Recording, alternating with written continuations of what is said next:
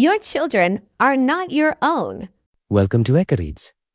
This is The Prophet by Kahlil Gibran. Chapter 3. On Children. We're going to explore something that really gets to the heart of one of the biggest human experiences there is, parenthood, having children. And the piece we're looking at, it just cuts right through everything. It starts so simply. A woman holding a baby asks, "Speak to us of children." And the answer she gets, well, it's probably the most challenging thing a parent could hear. It really is. It's an immediate shock to the system. The very first line is, "Your children are not your children." Right. And that just, it completely dismantles the way we usually think about it. This idea of possession, of ownership, it reframes the whole relationship right from the start. It's not ownership, it's stewardship. Stewardship, that's a good word for it. Because we get so caught up in my child's future, my legacy even. But if they're not ours, then where do they come from? They're part of something much, much bigger. The idea presented is that they are the sons and daughters of life's longing for itself. Life's longing for itself. Yeah. I mean, it suggests their existence isn't just about your family tree. It's a universal force. Life as a concept wanting to continue. Okay, so if they're an expression of life itself, what is the parent's role in all this? The parent is the vessel, the conduit. It makes a very sharp distinction. They come through you, but not from you. Through me, but not from me. Exactly. You're the channel. And that's why the next line, "they belong not to you," is so important. Their essence is independent from the moment they exist. Let's talk about that independence, because, you raise them, you feed them, you give them shelter, you have to give them something.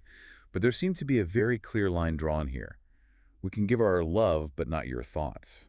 And that is such a huge distinction. Love is, support, safety, nourishment. That's the foundation. But your thoughts, that's different. How so? Thoughts are your map of the world, your biases, your experiences, your fears, your maybe outdated ideas. To impose those thoughts is to try and force them to live in your world, not their own. So you're not supposed to give them your intellectual blueprint for life. But then how are they supposed to navigate anything? Because they have their own thoughts. Their minds are their own. They're equipped for the world they're actually walking into, which is a world you've never seen. Right. If you try to force your framework onto them, you're essentially denying their own unique journey. It's a kind of respect for their inner world, for their mind. And this goes even deeper, doesn't it? It moves from the mind to the soul.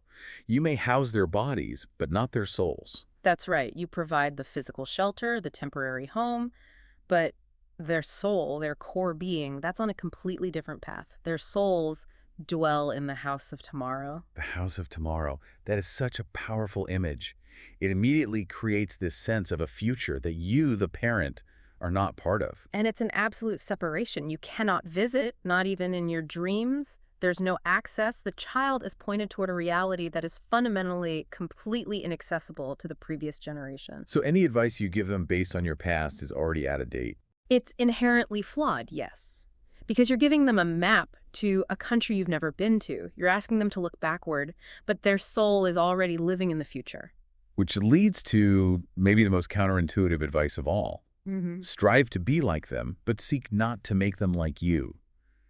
That turns everything on its head. It completely reverses the traditional flow of authority, of wisdom. Usually it's the elder teaching the younger. Here the parent is told to learn from the child. And why? What's the reason for that reversal? Because life goes not backward nor tarries with yesterday. It's a fundamental law of time. The parent is yesterday's news in a way. The child is the leading edge. They are tomorrow. So trying to make them like you is like trying to stop a river from flowing. You're fighting the current of life itself. Exactly. You have to become a student of their energy, their view of the world they're inheriting. And this whole idea, this forward push, it sets up this incredible central metaphor for the whole relationship. The bow and the arrow. The bow and the arrow. You are the bows from which your children, as living arrows, are sent forth. So your role changes completely. You're not the owner, you're not the director, you're an instrument, a tool. It's equipment, yeah. Very specialized one. Your entire purpose is to facilitate the child's journey. Your worth is measured by how well you can launch them. It requires a profound sense of humility, really. Yeah. The focus isn't on the bow at all. It's all about the arrow. All about the arrow's flight, how swift, how far it can go. Okay, so we have the bow, the parent, and the arrow, the child. But something has to draw the bow. There's a third element. There is, the force behind it all. The archer. The archer, the guiding principle, the infinite. The archer is the one with the ultimate vision. The archer sees the mark upon the path of the infinite.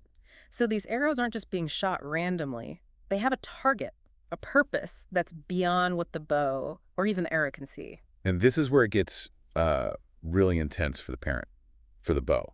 Because the archer doesn't just use the bow. The archer acts on the bow. He bends you with his might. That one line, it captures so much of the parental experience. The struggle, the sacrifice. Yes.